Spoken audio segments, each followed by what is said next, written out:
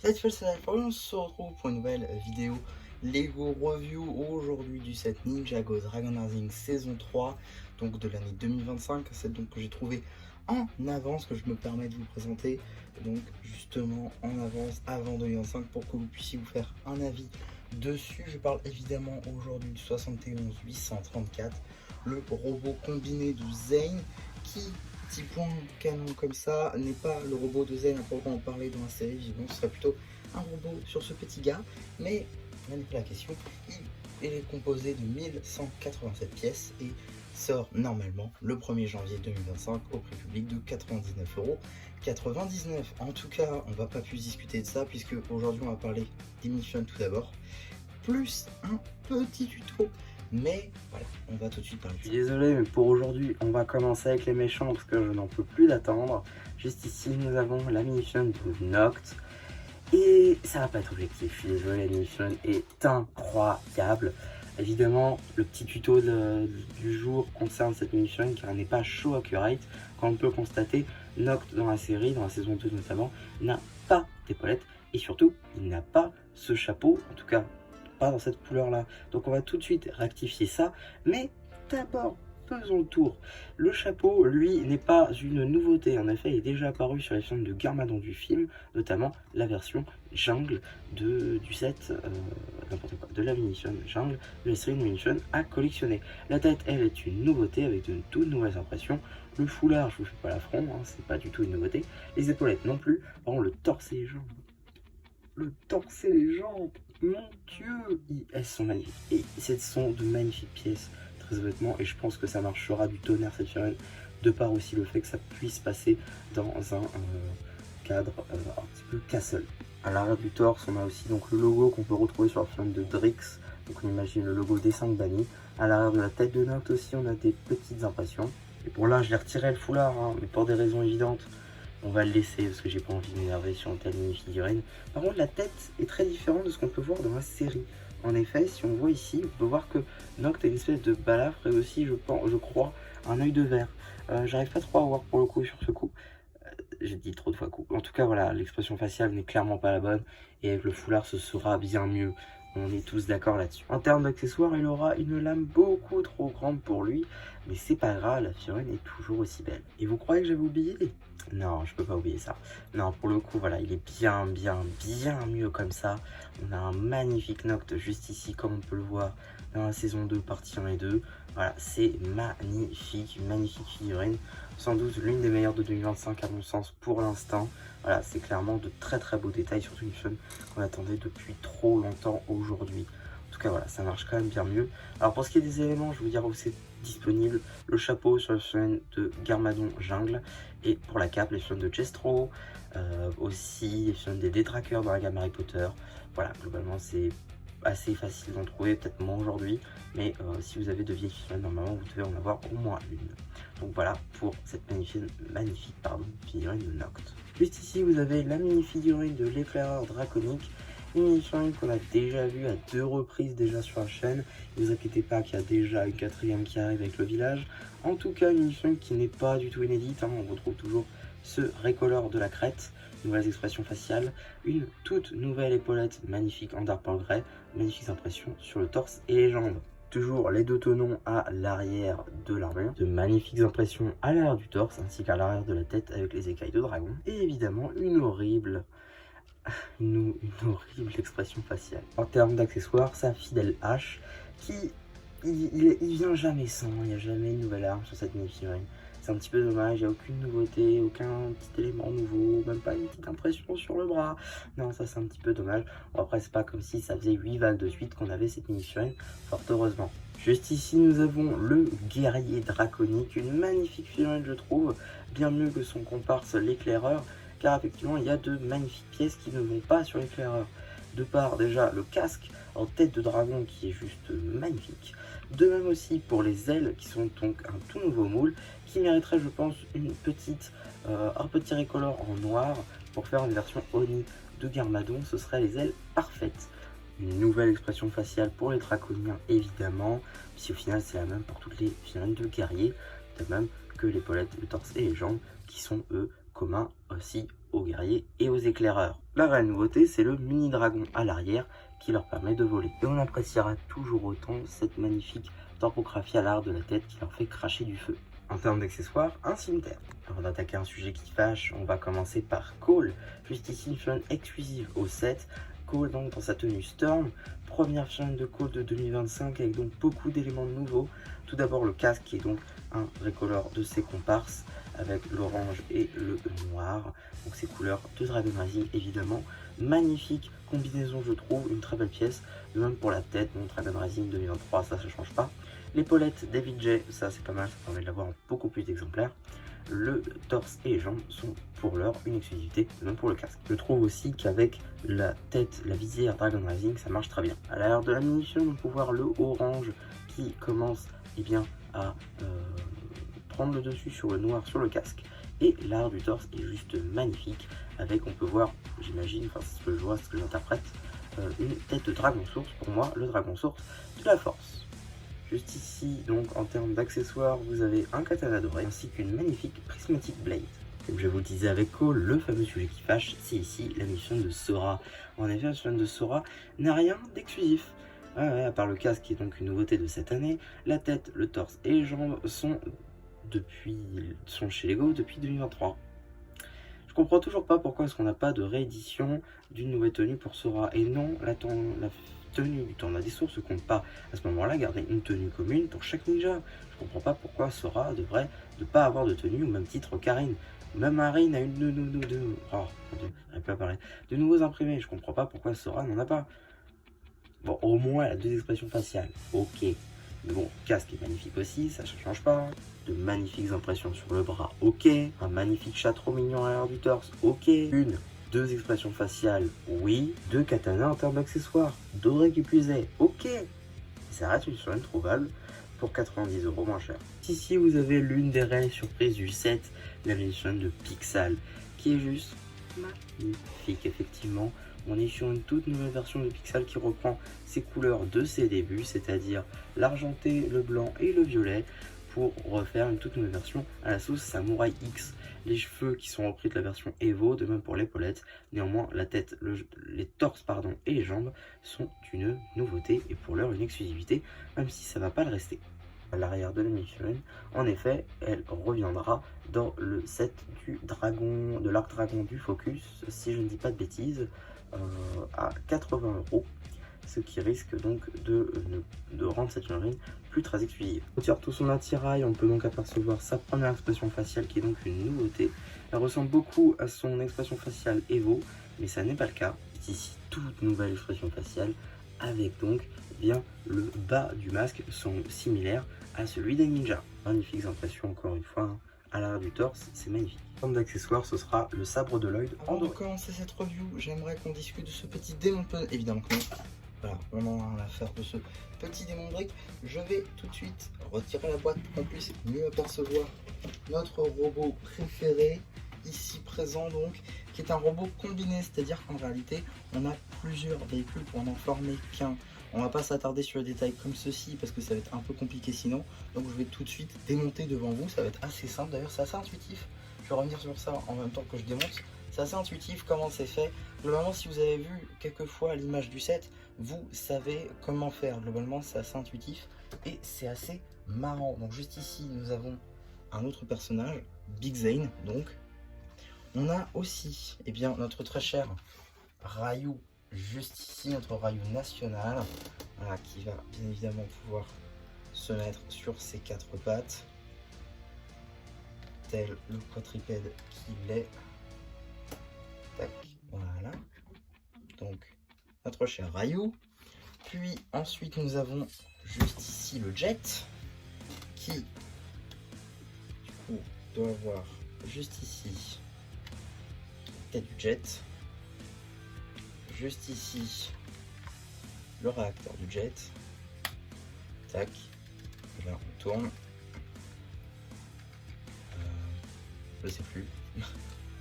Si, on tourne comme ça. Ok. Ok. Et voilà. Donc là, on a notre Jet. Et juste ici, nous avons la voiture Et voilà, ici donc nous avons nos, effectivement, 4 petits véhicules, ou tout du moins 4 constructions qui peuvent devenir un seul robot. Donc on va faire construction par construction. On va commencer par le Ryu. Juste ici, alors j'ai vu beaucoup de commentaires comme quoi ça ressemblait beaucoup au set du jeune dragon Ryu. Pour le coup c'est assez différent. Alors effectivement la tête est la même, ça change pas. Le moule, je fais la petite historique de la pièce. Le moule est depuis réapparu sur le dragon de la forêt de Lloyd qui sort aussi en 2025, ainsi que sur le dragon de la ville au tournoi, même si ça tout le monde le savait. On a aussi ce nouveau moule d'aile qui est aussi disponible justement sur le dragon de la forêt de Lloyd, mais en déclinaison Dark Green, donc juste ici en Sun Blue. Donc voilà, nouvelle couleur aussi pour ce nouveau moule, ça c'est appréciable et ça donne une grande ouverture pour l'instant, enfin pour le coup plutôt au personnage et surtout au dragon. Et sur un mecha comme ça qui est quand même assez robuste, avoir de grandes ailes comme ça rajoute aussi une certaine envergure au robot. On a effectivement une construction qui peut ressembler, parce qu'on va pas refaire le personnage, mais on est surtout sur une nouvelle interprétation. On a effectivement un coup juste ici, une partie carrément du corps de notre dragon qui peut bouger. On a effectivement une structure technique qui permet de le clipser à notre robot, ça c'est super important. On a évidemment les rotules pour les ailes, ça aussi ça diffère. On a évidemment une armure exosquelette pour comme si s'intégrer au robot. Voilà, c'est aussi pour faire mine, hein, c'est plus du détail qu'autre chose, parce que ce qui permet de l'intégrer c'est quand même ça, mais j'imagine que dans la série on lui mettra une petite armure, une sorte d'exosquelette.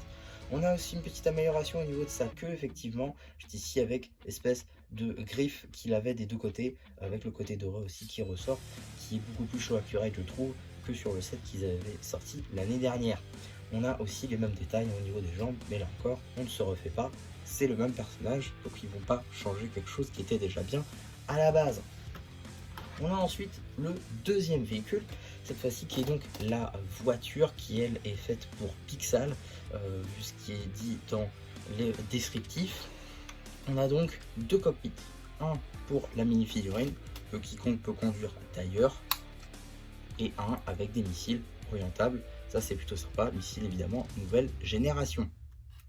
On a niveau stickers, beaucoup de stickers, beaucoup trop même, avec ici donc le cockpit de vitre qui est donc des stickers, donc c'est factice, c'est un petit peu dommage. Néanmoins on retrouve quelque chose qui va faire plaisir aux fans, le logo du Samurai X juste ici, c'est assez plaisant, et c'est vrai qu'on retrouve un petit peu ce côté Samurai VXL je trouve. On a également des petits stickers juste ici pour potentiellement les batteries de notre véhicule, on imagine, le sticker qu'à l'avant, enfin que de l'autre côté juste ici, les phares juste ici qui servent donc de hanche à notre mecha, et les voitures qui servent évidemment à faire rouler notre mecha. On a également aussi la possibilité de, si j'y arrive, parce que j'ai pas envie de tout casser non plus, vous comprenez, voilà, on a effectivement un système qui permet d'accrocher les jambes quand c'est une voiture et de les séparer quand c'est un robot, même si pour moi je les laisserai constamment comme ceci parce que déjà c'est plus simple pour ça, et surtout ça permet de le maintenir en place. Il y a rien qui bouge, juste les roues, mais limite ça tient plus en place qu'autre chose, donc c'est plutôt appréciable. Ensuite évidemment on a le système technique qui permet donc de le mettre ainsi pour les hanches.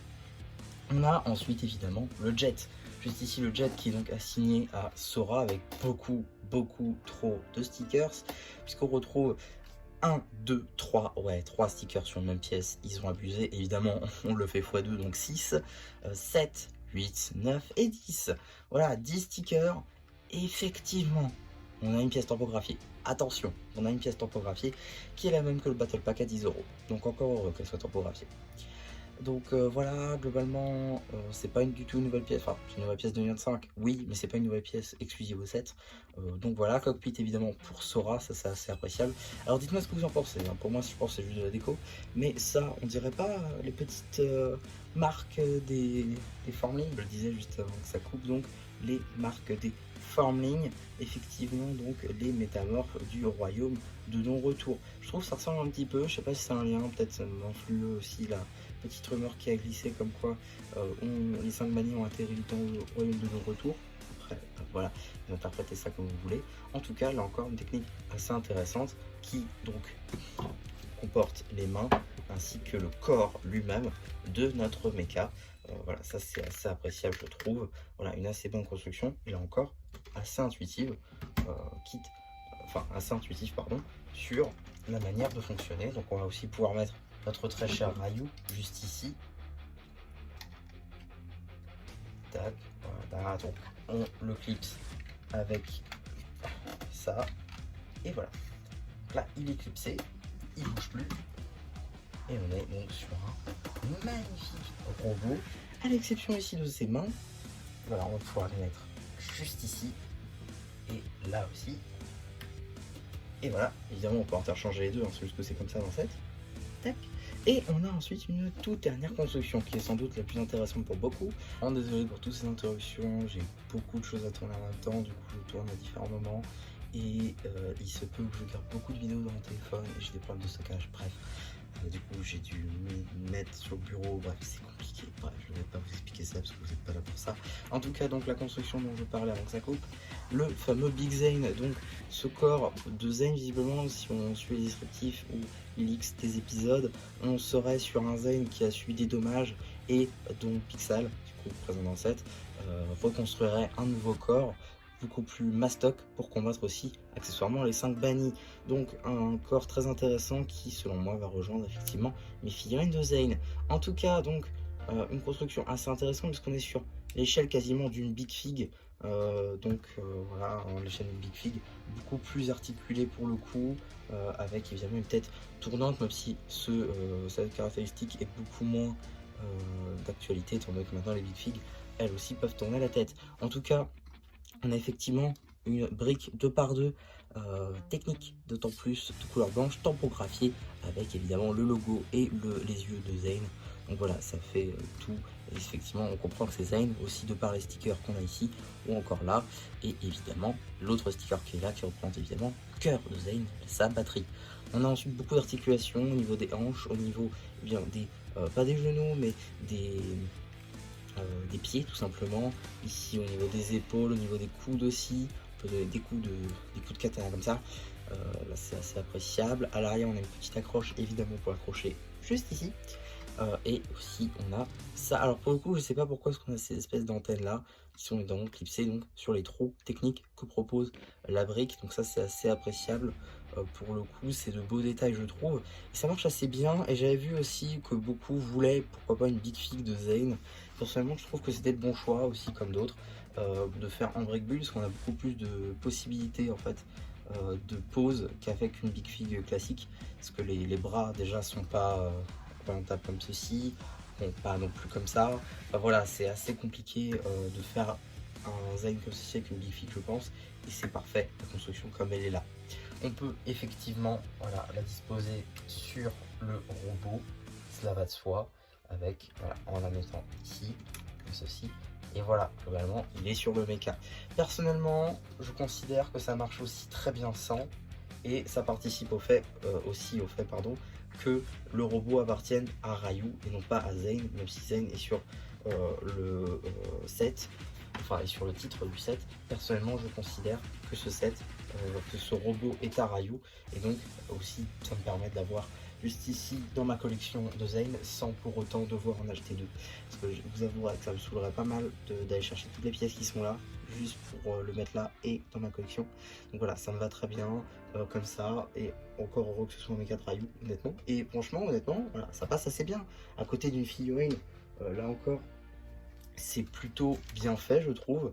On est sur la bonne taille, pour moi on est clairement sur la bonne taille, il est parfait ce mecha. Honnêtement il est parfait niveau jouabilité, il n'y a rien à dire, c'est pour moi du niveau d'un combo d'un rider, d'un combo rider, j'ai oublié le nom, d'un ultra combo rider je crois que c'est ça, donc du pilote, de la saison 1 pardon, ce qu'ils font avec la tendance de création, pour moi c'est du même niveau, c'est un mecha qui est parfait, il y a 4 véhicules, c'est parfait, il n'y a rien à dire, franchement pour moi c'est l'un des meilleurs mechas même quasiment qu'on ait eu. Évidemment on compte pas les mechas titans qui sont juste d'une complexité folle et qui sont magnifiques. Personnellement j'ai le robot titan de Cole, il est magnifique, et effectivement il est beaucoup plus grand que lui, mais pour moi je considère quand même que c'est un très très bon mecha et il mérite d'être dans une collection honnêtement, parce qu'il y a une bonne construction. Donc juste la partie voiture, je vous avouerai, ça m'a saoulé, j'ai demandé à quelqu'un de le faire parce que je ne me voyais pas refaire deux fois la même structure, mais sinon voilà, c'est très c'est très cool à faire. Et même niveau jouabilité, je pense que quiconque peut s'éclater avec. Voilà, tout simplement un petit peu ce que j'avais à dire sur ce robot. En tout cas, c'est à peu près tout pour ma review sur ce set. J'espère que ça vous aura plu. Vous l'aurez compris, j'ai fait beaucoup de sets 2025 pour l'instant sur la chaîne. Le dernier qui me manque et qui m'intéresse surtout, c'est le village dans la gamme Ninjago pour l'instant. Je me prendrai évidemment les sets de mars quand ils seront sortis, cela va de soi. Et pour ce qui va être des autres gammes, je pense peut-être me prendre par la suite le mecha avec Anti-Venom dans la gamme Marvel. Ça c'est pour les reviews 2025 qui peut-être vont arriver dans les prochains jours. En tout cas voilà, pour l'instant sur les revues 2025 sur la chaîne. J'espère en tout cas que ça vous aura plu, ce petit arc de la chaîne et également ce robot.